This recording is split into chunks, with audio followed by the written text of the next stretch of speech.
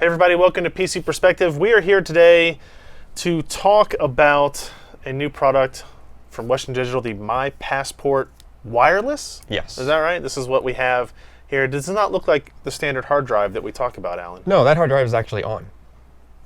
Oh, should I not be shaking it around then?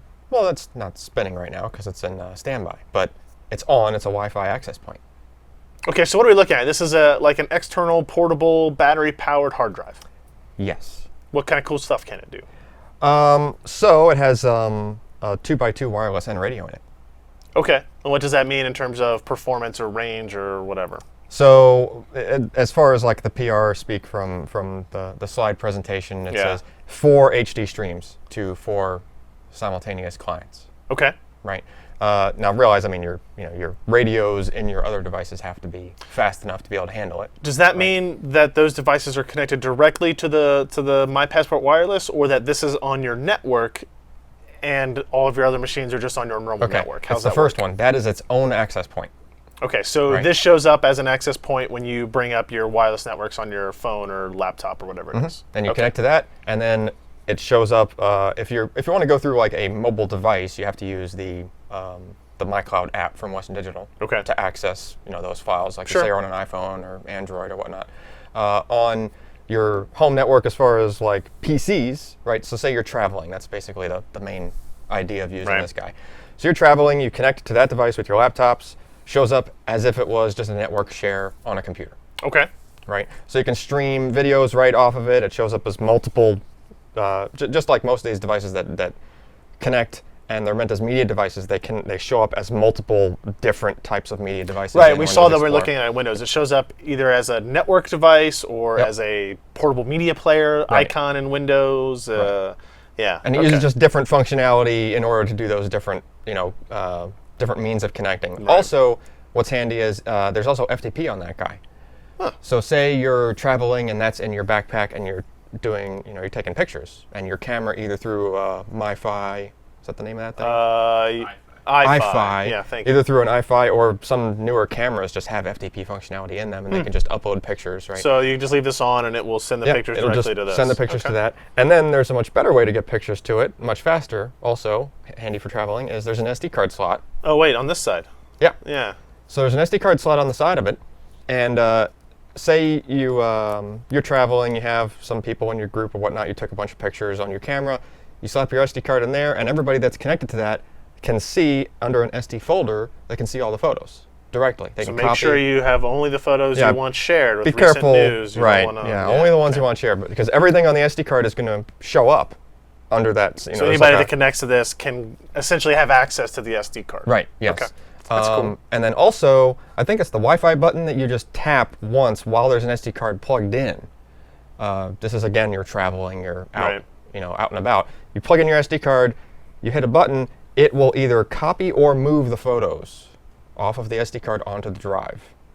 You can either copy or move. You select that during configuration. Yeah, there's a configuration. You go through a whole GUI setup, which is pretty easy to get to. It just has its own website, basically, that you go through your browser once you're connected to that, and you can do all the configuration, just like the other MyCloud kind of Western Digital devices, same kind of GUI. Now, I assume, so this has the ability to pass, like you connect it to another internet connection if you want to. So if you connect your laptop to this can connect to our office network, so you still have internet access through it. Yes, it's not as fast, right? Because you have to pass through another Wi-Fi radio. So the time that I would be more likely to use that feature is, like, you wouldn't want to use that in your home. You wouldn't want to have all your laptops in your home passing through that all the time. Right. But if you're traveling, you're in your car, and say you have some kind of, MiFi hotspot, something, right, also in your car, and the kids can be on their mobile devices watching videos off of that. You've already put the videos on before you went on the trip, right? And then they can still get to the internet and Facebook and whatever just through that to your other device that's serving. What kind of capacity are we looking at in this? So for capacities, you have a half a terabyte at $130. Okay. You have 1 terabyte at 180, 2 terabytes at 220. Okay, we got the 1 terabyte sitting here.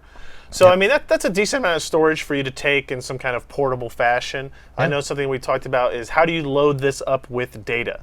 right? If you notice, so in terms of like, there's that SD card slot on this side. There's not really any other buttons until you get over here. There's a power button and there's a Wi-Fi button, right? That kind of enables, and then you've got USB 3 in the middle, right? And so you can use USB 3 either for data connectivity, but it's also used for charging. Charging, right? Because this is a battery-powered device. Yep. So it comes with a 2-amp charger. So this, I'm assuming if they bundled 2 amps, then that guy's going to charge at 2 amps, most likely, which is pretty fast charging. It probably just charges in a couple hours.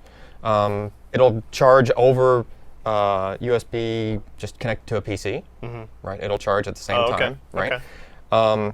And connected to a PC, you'll also get full speed to the internal hard drive. So at the beginning of that disk, it runs at just over 100 megabytes per second. So, and it goes full speed, reads or writes. Because we're looking at a 2.5-inch hard drive inside of this. Yeah, it basically does exactly what a 2.5-inch hard drive would do. So once you've filled it up all the way, it'll probably taper off to around 50 or 60 megabytes per second at the end of the disk, right? Just like a regular hard drive. I mean, those are decent capacities. I don't think this maybe makes the most sense as a home backup device. Yeah, it really is a portable, mobile, multimedia workstation. Or, like if, say, for example, I'm going on a work trip next week, we're both going, this would be an interesting use case for us, right? We load up stuff that we think we're going to both need for it to write articles when we go to IDF, and we can have this on. Both of our laptops will be able to be connected to it. We could use it to share data back and forth very easily. Right. And I think that's another kind of interesting use case for it as well, multiple client too. I really like the kind of 2 use cases I really like is like traveling photographer kind of person. They're taking a whole bunch of pictures and they want to have a second copy of those pictures, frequently. You have an SD card just fry on you in the middle of a trip. That's bad news, right? That's always, So that has its own supply, own battery supply. You can just fire it up, plug in your SD card, copy, right? And it does if you have it in copy mode, it does kind of like a one-way sync. So if you keep taking more and more pictures on that card, it doesn't have to recopy the whole thing. Yeah, it won't recopy the whole thing. It says, oh, I already have the first half or whatever. Do they give information on how long the battery should last on this? Yeah, they claim 20-hour standby and streaming, multiple video streaming, 6 hours. Okay. So it has a form of like a buffer, kind of like a cache inside of it. So the hard drive isn't spun up all the time if you're streaming. It kind of does a read ahead for a few minutes worth of video and then shuts down. Yeah, makes sense. Yep. Interesting. And what was this the 1 terabyte here? What was the cost on that? Was it 160? No, 180. 180 for the 1 terabyte. The 2 terabyte is not that much more at $220. $40 more for double the capacity. Yeah, if you're already spending close to $200, like another $40 for twice the capacity. I mean, that's more expensive than just the hard drive by itself, obviously. Sure. But it's an interesting. We've seen several of these types of devices kind of come out, and it's interesting to see like the SD card edition. These kind of little changes and quirks. Any other kind of performance metrics we need to be aware of, or anything like that before making a purchasing decision? On the 2x2 radio, if you really want to. If your purpose is to just be pushing this thing really hard over Wi-Fi, we saw around 10 meg per second both ways. Okay. So actually just this laptop here, I tried doing copies, and this laptop was the limit, as opposed to the 2x2 radio and that. Okay. So you're it's 802.11n, right? Yeah, it's n 2.4 gigahertz n. 2.4n. Okay. All right. Kind of interesting. Yeah. All right. Pretty cool little device.